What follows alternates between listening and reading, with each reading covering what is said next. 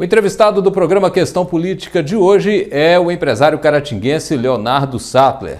Com uma experiência muito grande em vários ramos de atividades empresariais, Leonardo Sattler se lança pela primeira vez como pré-candidato a deputado federal. Nessa entrevista, ele fala das suas perspectivas como candidato pelo PL, Partido Liberal, que é o partido do presidente Jair Bolsonaro. Foi uma conversa sobre diversos temas que você acompanha agora pela TV Sistec e pela Rádio Caratinga 94 FM.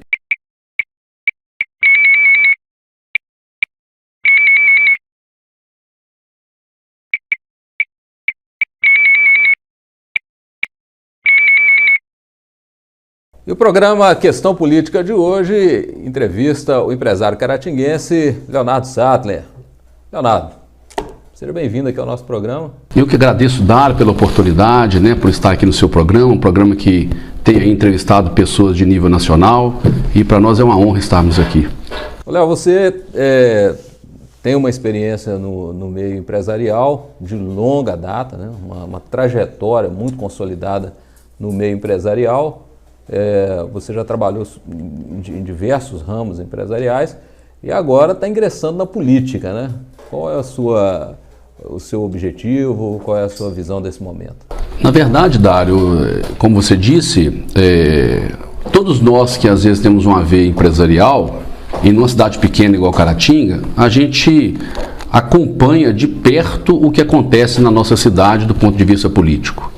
E desde muito novo, eu sempre tive uma vontade de participar do processo político, mas ainda entendi que não era o momento e não estava preparado de uma série de formas para poder estar realmente ingressando. Porque a política realmente não é fácil você entrar, não é fácil você começar, mas isso era um desejo, de acontecer. A gente vê que a política não está melhor, de certa forma, porque boas pessoas da comunidade, de uma maneira geral, evitam de participar, Tem aí algumas opiniões, uns preconceitos em relação à política, que é um local que não se deve estar, porque tem muita coisa errada, e nós vemos que isso tem que ser modificado. A sociedade tem que se sentir confrontada para as pessoas poderem participar. E aí surgiu essa oportunidade agora e eu estou devagar buscando esse caminho. Bom, e já na sua primeira experiência, na sua primeira candidatura, você se apresenta como pré-candidato a deputado federal, E aí vem sempre aquela pergunta, acredito que as pessoas estão te perguntando isso muito, não é já uma ambição muito grande, já tentar logo ser deputado federal, ou isso não faz muita diferença, quando é para entrar, para valer? Como é que é isso? Olha, excelente pergunta, Dário.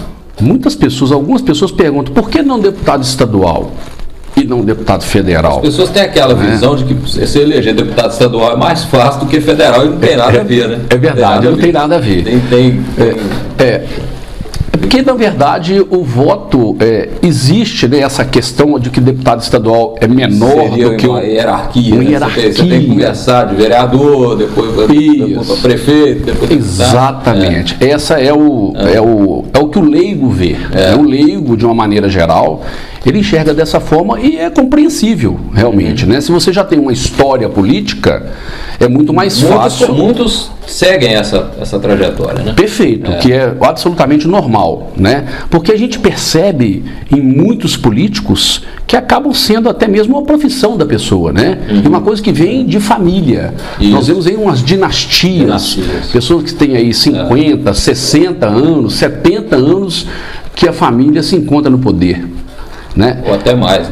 Ou até mais. Agora, é diferente do meu caso, No meu caso, eu não tenho um pai político, não tenho um padrinho político que está me apresentando na política.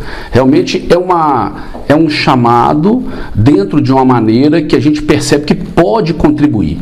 Pode contribuir com a nossa cidade, com a nossa região e pode contribuir com o Brasil, com Minas Gerais e com o Brasil, exatamente representando dentro do Congresso Federal da Câmara dos Deputados, que justamente é o que nós precisamos para poder fazer o quê? As reformas estruturantes que o Brasil precisa para poder nós darmos um salto de qualidade de vida na população brasileira. Bom, você começou muito novo, né, como empresário, né? Você foi até antes da maioridade, você já tinha empresa, né? E já passou por diversos ramos de atividade econômica. Quais foram os ramos aí que você atuou mais? Sim. E que você está atuando hoje? Na verdade, eu comecei aos 16 anos com o ramo de automóveis, né? Compra e venda de automóveis usados. Fiquei nesse ramo até 2008. Nesse intervalo, me tornei sócio de uma construtora, que era a Elo Construtora, naquela oportunidade, em 2004. E em 2005 também, junto com o negócio de automóvel, eu entrei com o ramo de concessionária de motocicletas, na época da Suzuki. E participei, então, desses 3 ramos de atividade, né? Automóvel, motocicleta e construção civil. E teve alguns desdobramentos, loja de material de construção, locadora de automóvel, mas tudo dentro dos ramos de atividade. E atualmente continuo no ramo da construção civil, né? Isso aí eu vim com alguns sócios na época, e atualmente desde 2015 eu estou sozinho, carreira solo, trabalhando no ramo de parcelamento de solo. Trabalhei no ramo de edificação, né, de construção de prédios, de casas, há alguns anos, aí em torno de 10 anos, e resolvi recentemente, de 3 anos para cá, me envolver diretamente no parcelamento de solo por uma questão estratégica, mas continuo nesse ramo. Loteamentos, né? Loteamentos, basicamente condomínio fechado, né? Mas loteamento seria esse o mais popular, né? Toda essa experiência, né, de muito novo, passando, né, por esses diversos ramos, como é que era a visão sua como empresário quando você olhava para a política? Qual era a sua opinião, as suas convicções? Como é que você enxergava todo esse quadro que nós passamos aí de uns 30 anos para cá? Excelente pergunta, Dário, porque muita coisa aconteceu. Aconteceu coisa demais, né? A gente via aí 30 anos atrás empresário da cidade com talão de cheque da prefeitura no bolso. 30 anos atrás, 30 e poucos, quer dizer, profissionalizou muito, né? Mas eu sei que a sua pergunta está no sentido assim porque nós vivemos uma outra, né, ainda jovens, porque a gente acompanha a política desde muito cedo. Desde muito cedo. Então, a política eu acho que assim, é uma coisa que motiva muita gente. Porque, primeiro, a gente percebe que normalmente nas cidades pequenas igual a nossa, é a maior empresa da cidade. Isso. É a empresa que mais emprega, é a empresa que tem uma arrecadação constante, ou seja, ela não tem que fazer o dinheiro já chega no caixa central. Ela tem... Independentemente dos resultados, dos serviços que oferece. Exatamente, né? A gente viu isso muito aqui na nossa região com a emancipação de distritos, né? Exatamente. Os distritos de repente surgiram aí 14 prefeituras aqui na região. E com esse tipo de recurso e com esse tipo de poder também, né? Exatamente. E nós percebemos que melhorou a qualidade de vida dessas comunidades, que eram distritos de Caratinga. Sim. Hoje elas têm toda uma estrutura, né? E com certeza melhorou a qualidade de vida deles, e a gente percebe, Dar, que isso acontece, essa transformação através da política, ela acontece de dentro para fora. É do município para cima. Não deveria ser de cima para baixo, não do governo federal para baixo, mas do governo municipal para cima. A ponto da gente ver esses distritos emancipados, como eles melhoraram, né? E a gente vê que eu percebo nitidamente como empresário os entraves que a gente sempre passou quando prestar serviços para a prefeitura. E a gente percebe como empreendedor que dá sempre para melhorar. Tem sempre alguma coisa que a gente enxerga como cidadão, não vou nem falar só como empreendedor, como cidadão comum, você fala, mas essa praça, isso aqui podia estar assim, mas esse lixo podia estar assim. Então todos nós, eu acho que é uma questão de consciente coletivo, principalmente das pessoas que querem uma cidade melhor. Porque Porque quando você está lá caminhando na avenida, você vê lá um automóvel passando, você vê lá uma árvore que não está podada, você vê lá uma sujeira no chão, você mesmo como cidadão, você fala assim, ó, isso aqui podia ter, né, um cuidado um pouquinho mais detalhado. Só que a gente sabe também que é muito difícil ser gestor público, porque as regras que se impõem ao gestor... Acaba engessando, né? Ela engessa muito. Coisa, né? E tem uma coisa que eu sempre falo, Dário, que tem uma conta que não fecha no direito, na administração pública, que é o valor que se paga de salário aos cargos de confiança, especificamente no primeiro, no segundo e no terceiro escalão, que é o que faz a máquina rodar. Então, é muito pouco o que se paga para o tanto de demanda que se tem.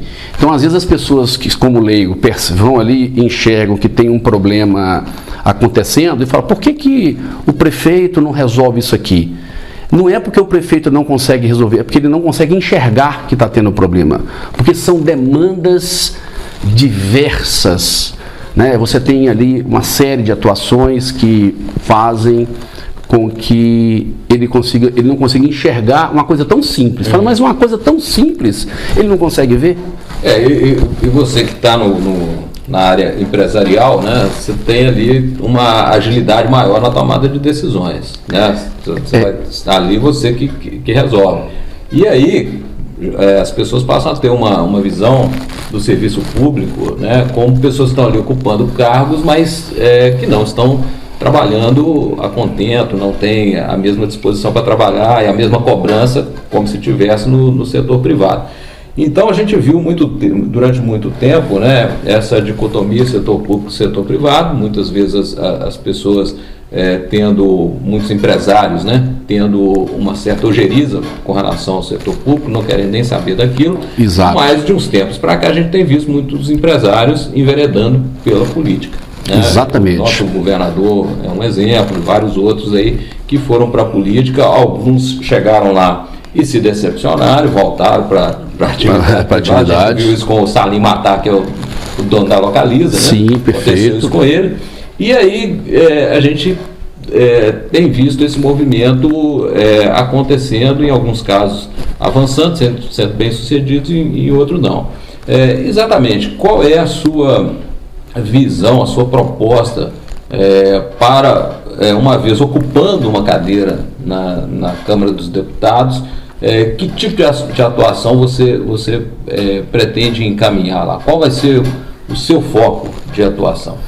Antes de entrar nessa pergunta, ainda respondendo dentro do seu contexto do que você perguntou, Dário, o que acontece? Nós percebemos que muitos não querem participar de uma maneira geral, especialmente empresários, por esse motivo, porque as tomadas de decisões no mundo empresarial, elas vêm de cima para baixo, então é muito fácil de resolver, e na hora que você chega no serviço público, você tem uma série de situações que travam o sistema. Porém, nós não podemos deixar de esquecer, e isso é uma das coisas que me motivou a entrar na política nesse momento, especialmente, porque nós estamos atravessando uma questão muito importante da vida pública brasileira. Por quê? Porque, falando a nível mundial e falando de América do Sul, hoje o Brasil é uma das poucas resistências democráticas que nós temos hoje na América do Sul. Tivemos recentemente, agora semana passada, a Colômbia, que está com um governo socialista. O Chile, um governo socialista. A Argentina, um governo socialista. Bolívia, Venezuela. Então, assim, nós estamos percebendo um domínio do regime socialista em todo o mundo de uma maneira geral. O próprio Estados Unidos tem um governo de viés socialista, não quer dizer que é um país socialista, mas nós hoje, o Brasil, ele passa por essa transformação. Porque nós estamos falando hoje de políticas públicas. E políticas públicas, se eventualmente estivermos debaixo de um governo de esquerda, elas se tornam diferentes de um governo de direita. Sim. Então nós vimos que o nosso presidente Bolsonaro foi eleito em 2018 com uma plataforma diferente, um estilo diferente, mais de falar o que pensa, de ser mais incisivo, mas nós percebemos que agora nós temos aí o ex-presidente Lula, que foi descondenado para poder... teve seus direitos políticos preservados, não obstante as condenações que ele teve, e ele foi descondenado por uma questão formal, não por uma questão material, e essa polarização que está acontecendo agora foi um dos motivos que me incentivou a participar. Por quê? O Brasil é a bola da vez do mundo. Estando no ritmo que ele está, nós temos tudo para dar um grande salto, como aconteceu na década de 70, no período dos militares, em termos de crescimento econômico. Por quê? Porque o Brasil é o celeiro do mundo, em termos de garantia alimentar, segurança alimentar, em termos de um país de trópico, de calor o ano inteiro, um país que não tem guerras, conflitos e muito menos desastres naturais. E um país com a democracia. Então, dentro de um processo democrático, e eu vou chegar na sua pergunta, qual que seriam as minhas propostas para a Câmara Federal, dentro desse cenário, desse conjunto como um todo, nós temos tudo para ser uma potência igual nós sempre sonhamos em ter. Um país mais justo, principalmente com mais educação. E educação, eu digo, principalmente para as famílias mais pobres.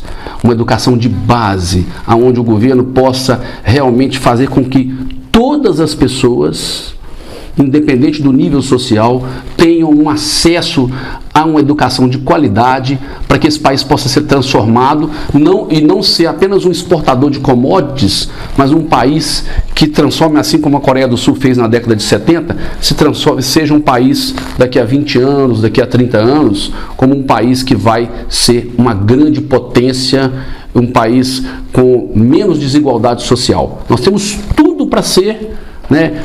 O presidente Bolsonaro diz muito isso, né? Veja o que Israel tem e nós não temos, e veja o que nós temos e o que eles não têm. Eles não têm recursos naturais e conseguem ser uma potência, né? Consegue ser uma potência em termos. E para isso, Dário, passa pelo Congresso Nacional, passa pela Câmara, passa pelo Senado, a ponto dos representantes de cada estado, dos congressistas, dos deputados, dos senadores, eles têm uma responsabilidade muito grande. E é com essa responsabilidade que eu penso que, se nós conseguirmos essa cadeira na Câmara, nós conseguimos fazer a diferença em vários aspectos. E aí agora entra a sua pergunta. Primeiro, engrossando as fileiras na base do governo para poder termos um ambiente que consigamos aprovar as reformas estruturantes. Em primeiro lugar. Que reformas seriam essas hoje as mais importantes? Porque nós tivemos a reforma da Previdência, que acabou depois, tudo que ela conseguiu, né, apurar aí de resultado, né? Veio a pandemia depois e já complicou bastante a situação, né? Aí fala-se numa reforma tributária, que avança aqui ou ali, mas ainda está agarrado. Uma reforma administrativa, sempre se falou, a gente tem 30 anos que a gente escuta falar na necessidade dessas reformas. O que você acha que hoje seria o mais importante de se fazer lá? Todas, na verdade, têm um grau de importância muito grande, mas a primeira, no meu modo de enxergar, é a reforma administrativa. Por quê? Porque a reforma administrativa, ela vai organizar todo o sistema de contratação do servidor público. Porque hoje a gente vê, né, uma disparidade muito grande entre aquilo que um servidor público recebe e aquilo que um trabalhador da iniciativa privada recebe em termos de salários, e existe uma série de protecionismos alinhados com o que o setor público oferece, ao qual o trabalhador da iniciativa privada não tem.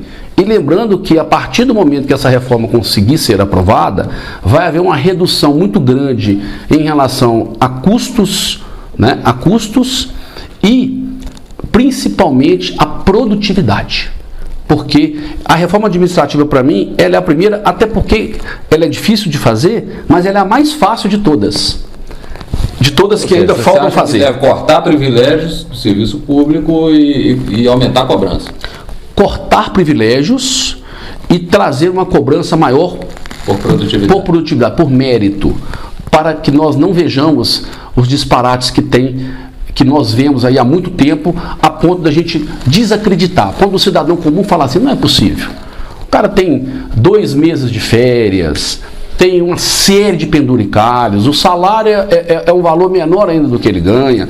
Então, se a gente conseguir ter uma maioria no Congresso que consiga aprovar essas reformas estruturantes, o país, no médio prazo, porque a população não vai sentir isso no curto prazo. Lembrando sempre que o direito adquirido ele tem que ser preservado, exatamente. Ou seja, quem já estava na regra antiga, não se muda nada. Porque quando você solta um edital de contratação para algum tipo de contratação, as pessoas que vão participar daquele processo, ele vai participar de acordo com a regra. Então, se ele tem interesse em participar do serviço público como servidor público dentro de uma determinada regra, ele vai se inscrever no concurso de acordo com a regra que foi proposta no edital. Isso vai ser um grande salto para o brasileiro de uma maneira geral. Porque vai conseguir, mas eu creio que são políticas de Estado, são políticas não de governo, né, Dário? Porque assim, que essas bandeiras já foi usada até pelo Collor na época, né? Era o caçador de marajás. Caçador de marajás. Que a gente já passou, né? Veio o caçador de marajás, aí depois veio o PT surge na época com um discurso anticorrupção, a gente viu o que acabou acontecendo. Assim, essas decepções que vão acontecendo, né? E aí, assim, a gente vê hoje, depois desse tempo todo, você com toda essa motivação, né, para tentar entrar na política, né? E uma motivação de um certo aspecto também ideológico, né? Sim. Não só no sentido dessas medidas político-administrativas e tal, você como empresário, mas também você tem uma visão hoje ideologicamente contrária à esquerda e uma visão alinhada à direita, né? O que significa isso hoje para você? Traduzindo para o nosso ouvinte, para o nosso telespectador, o que é ser de direita? Tem uma questão alguma questão moral envolvida nisso aí, religiosa? Como é que foi essa transformação? Como é que é a sua visão hoje desse tipo de postura?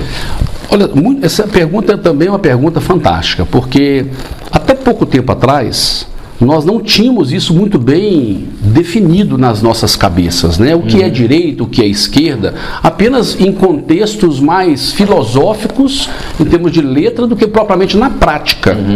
Então, esse efeito desse posicionamento do então deputado Jair Bolsonaro a se propor ser um pré-candidato a presidente da República, isso mexeu com a estrutura de muitas pessoas, porque da mesma forma que muitos não acreditam, por exemplo, numa eleição de uma pessoa do interior de Minas Gerais para deputado federal, nós mesmos, naquela época ali em março, em abril de 2018, nós achávamos que o Bolsonaro era meio que um lunático, né? Porque, olha, como que essa pessoa vai ser presidente da República? Não tinha partido, não tinha dinheiro, um discurso mais radical, mais de falar o que pensa, mais de falar a verdade. Então, ninguém que viveu política uma vida toda acreditava nessa situação. Na viabilidade. Nessa viabilidade dessa candidatura e muito menos de uma eleição. Né? Aliás, a gente achava nem que candidato ele seria. Não, olha, isso não tem nem condição. Ele fala muita coisa, ele é muito bruto para falar e tal. E aí, ele sendo eleito, nós vimos comportamentos e pessoas que o acompanharam nessa empreitada, já no governo, e já com os discursos do conservador de direita e liberal, né? E aí nós podemos nos enxergar, quando eu falo nós, eu digo assim, uma grande parcela da população, né? Que já tinha mais ou menos essa visão, mas ficava às vezes reprimida ali, não tinha muito espaço para se manifestar. Nós inclusive achávamos, eu não sei se você tinha esse sentimento, que o PSDB fazia da função de direita. Né? Embora a sigla com o nome de socialista, social-democracia. É que isso no Brasil também, essas siglas partidárias não tem muito sentido, né? Você fala social-democracia, né? O PSOL é Partido Socialismo e Liberdade, PSL, que é totalmente o contrário, é Partido Social Liberal, então tudo tem social e liberal no nome, né? Então a questão da sigla partidária realmente não é por aí. Eu me lembro quando o Lula assumiu o governo, quando Fernando Henrique assumiu o governo, ele assumiu com 8 partidos dentro do Congresso. E quando Lula entregou o governo para Dilma, tinham 32 partidos representativos dentro do Congresso. Houve uma fragmentação. Ou seja, acabou-se a ideologia partidária para poder existir um fisiologismo no sentido de governança. Virou um balcão de negócios. Virou um balcão de negócios. Os pequenos partidos. Perfeito. O PL mesmo, que agora está ressurgindo, era um partido grande, depois virou um partido nanico, né? Muito fisiológico mesmo, também, né? E teve... junto com o Lula, né? No mensalão. No mensalão. Sim. Depois, eu não sei se o Afif Domingos ainda era do PL, ele chegou a ser ministro, criaram um ministério da micro e pequena empresa, né? Você lembra disso? Me lembro. Dilma, né? Isso. Então, você vê assim, é uma bagunça, né? Ideologicamente. Isso, né? Ideologicamente. E com esse fato agora, acontecendo recente, a gente está conseguindo discernir mais. Né? Agora, então, isso trouxe uma clareza. Isso trouxe uma clareza para as pessoas. Ser de direita no Brasil, estar nesse espectro, vamos dizer assim, o espectro mais alinhado à direita, quer dizer que se defende propriamente, né, que a gente vê sempre as pessoas citando e tudo mais, bases mais ligadas ao conservadorismo da sociedade do ponto de vista como moral. Então, Deus em primeiro lugar, família em segundo lugar, patriotismo e liberdade. São os pilares fundamentais da nova direita brasileira. Por que nova direita brasileira? Porque ela talvez existia, mas ninguém conseguia ver. E se a gente for aprofundar academicamente, tem tanto conceito mais profundo de direita, de conservadorismo, de liberalismo, porque eu costumo dizer o seguinte: o liberalismo na economia, né? O conservadorismo nos costumes. Né? Então, essa é a base da direita brasileira, é conservador nos costumes, ou seja, pautas conservadoras, ou seja, contra o aborto, contra a ideologia de gênero, contra os costumes, contra a libertinagem de uma maneira geral, que para o espectro mais à esquerda, eles já não creem dessa forma. São bandeiras da esquerda. Bandeiras da esquerda, né? Que o amor supera tudo, que temos que ser tolerantes, temos que ser assim. Cada um, e isso é a beleza do processo democrático, né? Cada um escolhe o seu lado. A própria questão da intervenção maior na economia, né? Para produzir justiça social através de intervenções econômicas. Excelente. Né? Mais direitos trabalhistas. Impostos maiores, porque seria esse o mecanismo melhor de distribuição de justiça social, né? Então, enfim, são visões antagônicas. E nós que já acompanhamos há muito tempo, vê que é um modelo que não dá certo, Dário. Não dá certo, que eu digo, ele alimenta muito a cadeia de uma elite, ao passo que os números, eles não fecham. E nós podemos hoje, e graças a Deus nós temos hoje referências comparativas.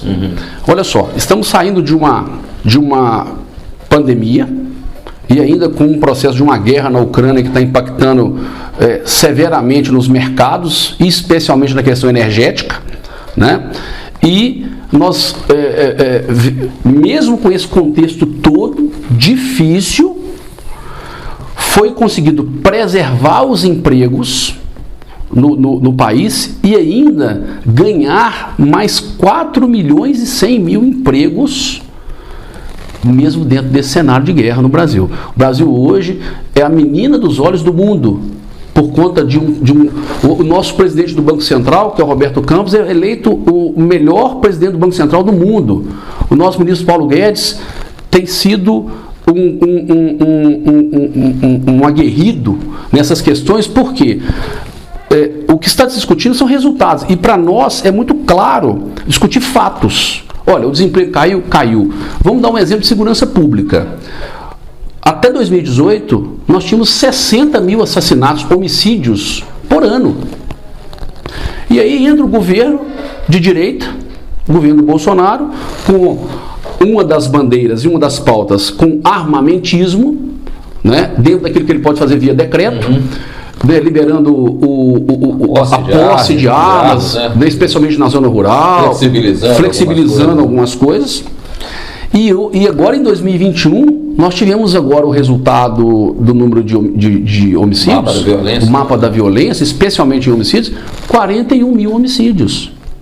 Olha só, são 19.000 pessoas, 19.000 vidas preservadas. Então, não fecha o discurso da esquerda de que com menos armas você diminui a violência, né? Pelo contrário. As armas legais, né? Porque as armas ilegais, elas exatamente, as ilegais continuam circulando.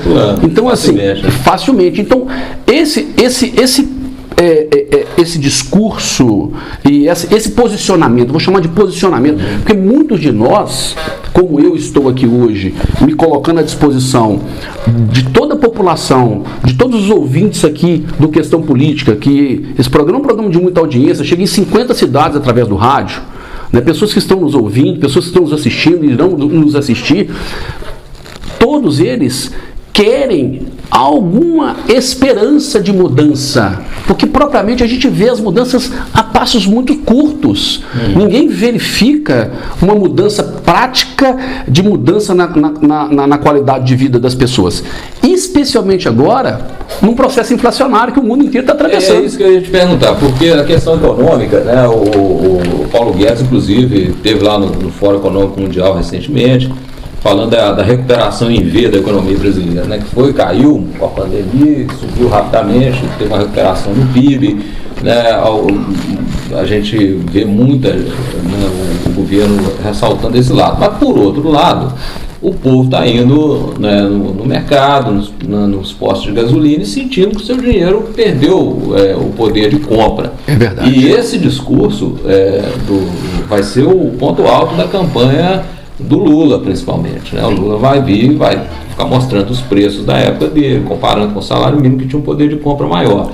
Como é que você acha que o Bolsonaro vai enfrentar esse tipo de embate aí? Porque essa questão ideológica é muito importante, né? A questão de repente barrar o avanço, né, dos partidos socialistas na América Latina, de o Brasil não ser o próximo país novamente dominado pela esquerda, que a gente viu um movimento, né, que todos esses países saíram, tiveram uma guinada à direita e já estão voltando para a esquerda. Então isso é um movimento que está acontecendo. Mas o discurso do Lula vai ser muito pragmático, um discurso de dizer assim, no meu tempo isso era mais barato, no meu tempo o poder de compra era maior. Então, como é que você acha que vai ser possível enfrentar esse tipo de discurso?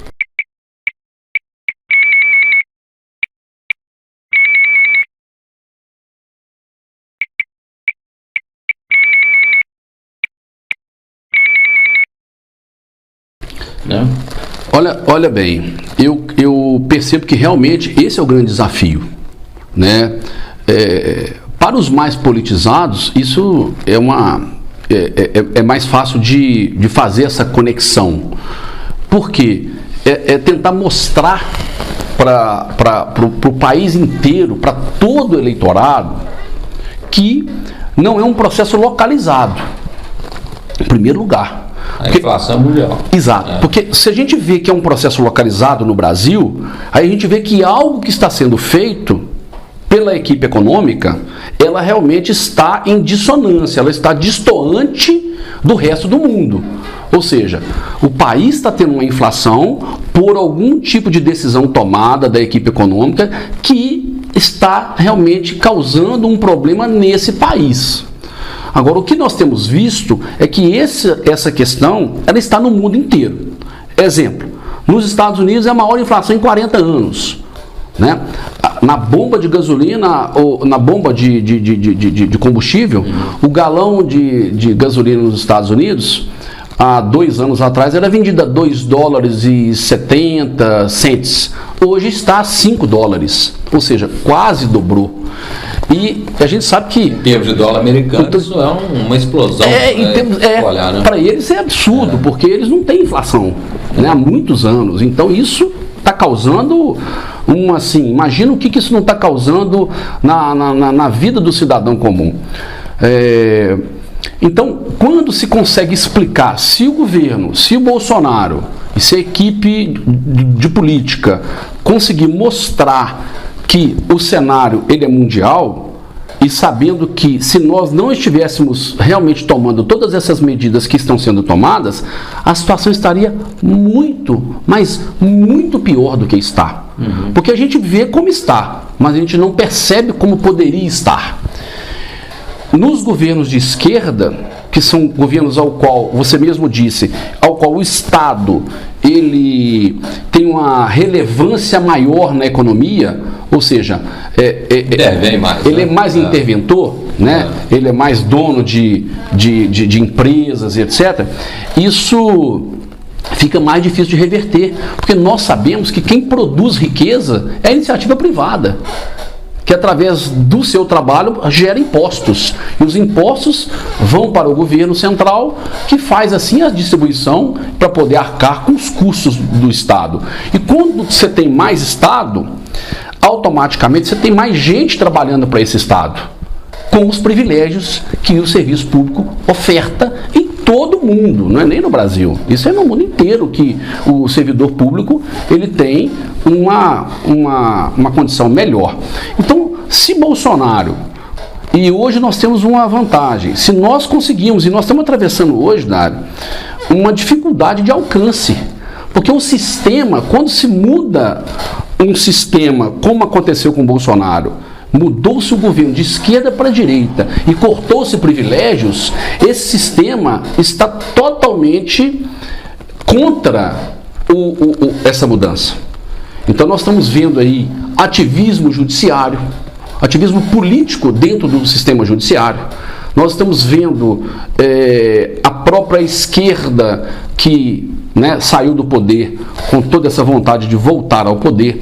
Então, esse ativismo geral que tem acontecido, se nós conseguirmos passar isso para as pessoas, principalmente através das redes sociais, que é aonde a direita tem uma envergadura maior, eu acho que vai dar para reverter. O problema que eu estou percebendo, isso eu estou percebendo na minha própria pré-candidatura, é que nós não estamos conseguindo fazer os impulsionamentos das matérias. Se criou normativos, veja bem, talvez outras pessoas aos quais você entrevistar que sejam pré-candidatos, você pode fazer essa mesma pergunta. Nós estamos percebendo normativos dentro das plataformas que estão criando políticas de restrição para conteúdo político, a ponto de fazer com que a nossa maior ferramenta, que é a rede social, não consiga ter um alcance nas pessoas. É isso que eu queria te perguntar, porque a gente sempre ouviu o seguinte: olha, Caratinga é um colégio eleitoral que é restrito, ele não consegue fazer sozinho um deputado federal, por mais que seja aqui um ex-prefeito, um político de grande expressão. Perfeito. Caratinga e região apenas, não é possível, você vai ter que buscar votos em outros lugares, né? E como é que você está pretendendo enfrentar essa estratégia? Apenas com redes sociais ou com outro tipo de articulação local em outros lugares? Nós vamos ter dois tempos. O primeiro até a efetivação da candidatura e depois após a candidatura. Até a candidatura nós estamos trabalhando muito a questão da rede social, A rede social sempre vai estar presente, né? Porque através dela nós conseguimos nos apresentar para um eleitorado que está nas nossas grandes cidades, nas cidades maiores da nossa macro-região.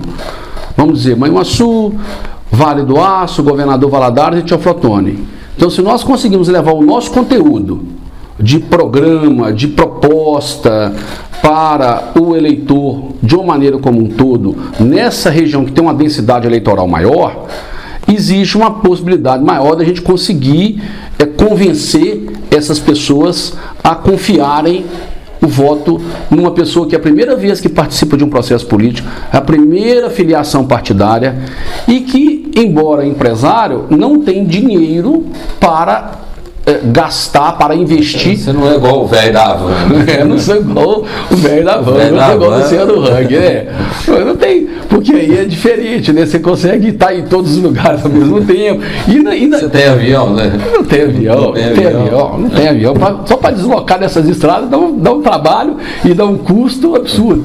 E também não tem uma expressão de... eu não sou um comunicador, né? Igual você que já tem 30 anos de trabalho nessa área, que já tem, né, todo um conhecimento. Até falar na câmera é difícil. Hoje eu estou falando melhor com você, que eu já passei umas situações aí mais embaraçosas, né?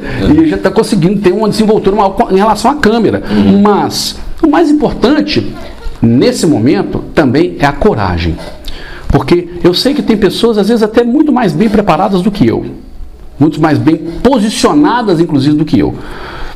Financeiramente, politicamente, mas tem muitas dessas pessoas que não querem participar. E nós sabemos que aqueles que não querem participar vão ser governados por aqueles que querem. Então, não adianta ninguém reclamar do governante.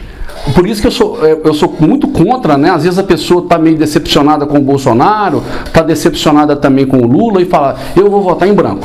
Isso é pior, né? Vou votar em branco, vou anular meu voto, quer dizer, isso é uma... Até porque a nossa geração viu muito isso, né? A gente passou muitos anos sem poder votar para presidente, né? Isso é uma conquista da Constituição de 88. Perfeito. Né, que a gente não pode jogar no lixo. Né? Não pode jogar no lixo. E assim, nós temos que votar no que é melhor para a nação. Nós não estamos discutindo problema com pessoas. Olha, cada um tem a sua maneira de pensar, respeitamos cada um, mas nós precisamos de colocar o nome à disposição para que sim, se as pessoas entenderem que um nome novo, que tem uma proposta bacana, que vai ao encontro, né, que pode fazer a diferença, aí sim a gente poder mostrar o trabalho na hora que tiver com o poder na mão, na hora que tiver a autorização do povo. Por nós termos um colégio eleitoral pequeno, nós sabemos que nós temos muita dificuldade numa eleição em termos de Caratinga. Mas temos que construir uma história e ela tem que nascer de algum lugar. E se nós temos um pleito acontecendo agora, pelo menos nós vamos mostrar que nós estamos colocando à disposição o nome para que nós não fiquemos com os mesmos candidatos que Caratinga vem tendo ao longo aí dos últimos 10, 20, 30 anos e nós não vemos em Caratinga, Dário, e é isso que é uma pergunta que aqueles que nos assistem vai fazer, aqueles que vão votar, que vão depositar, nós não temos um projeto, um empreendimento para a nossa região substancial, volumoso, de impacto para a região, na área da saúde, da educação, da segurança pública e da saúde principalmente. Nós não vemos Caratinga progredindo no nível de outras cidades, nas áreas elementares, eu estou falando áreas básicas. E uma outra queixa que se tem muito aqui em Caratinga, que já é corriqueira, é o problema da geração de empregos também, né? Porque sempre se falou que Caratinga podia ser uma cidade industrial, Caratinga podia ter mais empresas. Recentemente nós perdemos a oportunidade de ingressar na área da Sudene, que eu até acho que não tem nada a ver em termos geográficos, mas em termos econômicos poderia ser uma vantagem muito grande, né? Então, quer dizer, é outra aspiração do povo de Caratinga, sempre foi ter aqui melhores oportunidades de emprego. Né? Perfeito, Dário. Essa colocação ela é fantástica. Inclusive, eu já respondi essa pergunta em outras ocasiões e eu vou te responder para o seu público e para você de uma maneira muito didática. Olha, nós precisamos de empregos. Para ter emprego, nós temos que trazer indústrias e empresas como um todo. A indústria ela tem uma quantidade maior de trabalhadores.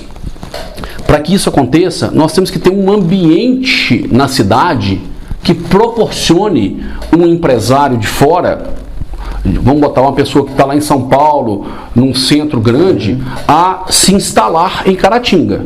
A enxergar aqui alguma viabilidade. Viabilidade de benefício como um todo. Ou seja, posição estratégica, logística e especialmente esse ambiente que vai proporcionar um bem-estar para os trabalhadores que ele irá trazer, para os diretores, para toda a cadeia, e isso parte para índices, para análises, aos quais estes empreendedores vão fazer. Olha, como é que está lá a educação? Qual o ranking das melhores escolas de ensino fundamental para os nossos filhos? Como é que está lá a questão da saúde? Como é que está o ranking? Qualidade dos hospitais. Qualidade dos hospitais, qualidade do atendimento. Como é que está a cidade em relação a lazer? O que tem lá para que as pessoas possam sair, se divertir com a família, com os filhos, com os avós, os pais? Então, quando se analisa isso com pragmatismo, ou seja, tem que ser atrativa, né? Ela tem que ser atrativa, porque nós temos diversas cidades. Então, por que instalar aqui? Por isso que nós precisamos de ter alguma coisa para mudar esse quadro, né? Para melhorar esse quadro. E uma outra pergunta, caso, evidentemente, você espera uma votação expressiva, você está articulando no partido para crescer ali no partido e ser um nome a ser apresentado pelo partido como um candidato regional aqui, né, com grande viabilidade, mas caso você não se eleja e obtenha uma votação que você entenda assim relevante, você quer usar isso para se cacifar, por exemplo, como um possível candidato a prefeito de Caratinga numa próxima oportunidade? Porque o seu perfil é executivo. Né? Outra pergunta excelente. Eu creio que isso, para que quando nós entramos na política, o capital do político é o voto. Então,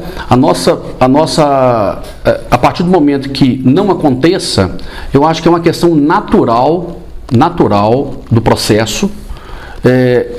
Porque uma coisa importante, Dário, se nós tivermos uma votação ao qual seja interessante para nós, tem tudo para a gente ficar majoritário dentro do partido. E tendo majoritário dentro do partido, e se o nosso presidente ganhar, nós temos a segurança e a garantia de termos o diretório municipal a nosso favor. Ou seja, de ser como presidente do partido indicar a composição do todo. Então, é natural um processo de prefeitura, ele acaba sendo natural. Ele não é esse o meu objetivo inicial. O objetivo inicial, de fato, ele vai convergir para saber se o Partido Liberal, junto com o presidente Bolsonaro e a equipe dele, tem interesse num deputado dessa região. Porque de Teoflotone a Manhuaçu não tem ninguém do PL como pré-candidato. Temos bolsonaristas, mas que não são do PL. Então, nós estamos articulando com a nossa equipe a conversar com o presidente nacional do partido e o presidente regional, também estadual, juntamente com a equipe do Bolsonaro, os filhos dele e algumas pessoas que são mais próximas dele, para saber se faz sentido se faz sentido ter alguém do partido. Porque se fizer sentido, nós podemos ter aí uma chance... Um apoio pessoal. Um apoio pessoal do presidente. Com o apoio pessoal dele, a gente pode sim pensar numa eleição com mais segurança. Ela pode vir a acontecer. Não quer dizer que mesmo com o apoio dele vai acontecer. Mas com o apoio dele, com o trabalho, com um trabalho bem feito, a gente tem condições de ser eleito. Claro, não sendo eleito, a questão da prefeitura é uma questão natural, né? Pelo estilo meu de ser, por fato de estar na vida empresarial, de tomar decisões, a gente toma decisões todos os dias. E, lembrando ao seu público e a você, essa candidatura minha, eu não estou sendo apoiado por ninguém que é político da cidade. Eu não tenho... Eu tenho os meus amigos pessoais que me incentivam, são incentivadores. Não, você está certo, é isso mesmo, a gente precisa de gente assim, mas lideranças políticas da cidade, nenhuma... Você está fora do sistema. Eu estou fora do sistema. Nenhum vereador, nem o prefeito, nem ex-prefeitos, nem lideranças políticas de bairro, ninguém. Por quê? Porque eu nunca fui político. E, sendo assim, e outra coisa, quero entrar na política para fazer diferente. Eu não quero conquistar igual. Eu não quero participar do mesmo estilo. Nem deputados, nem ex-deputados. Ou seja, é um trabalho solitário, difícil, mas muito prazeroso. Eu estou tendo boas experiências, como, por exemplo, você abrindo um espaço aqui para mim, né? Isso é muito legal. A gente fica feliz porque sabe que existe uma vontade de nós caratinguenses estarmos representados dignamente, né? O caratinguense, a região, como ele já foi um dia lá atrás no passado e como ele pode ser um dia daqui para frente. Muito bom. Nossa conversa aqui com o empresário Leonardo Sattler, no programa Questão Política. A gente vai chegando ao final. Espero que você volte aqui, né, já com um diploma de deputado. Muito obrigado, Dário. Obrigado a todos vocês, ouvintes, né, telespectadores do programa Questão Política. E foi um prazer enorme ter esse tempo aqui com você.